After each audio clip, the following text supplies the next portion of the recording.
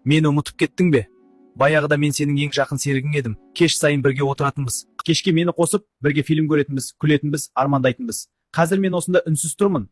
Қазір Instagram, TikTokта осы формат миллиондаған қаралым жинап жатыр. Бұл әртүрлі заттардың өздері қалай сөйлейтінін көрсететін видеолар.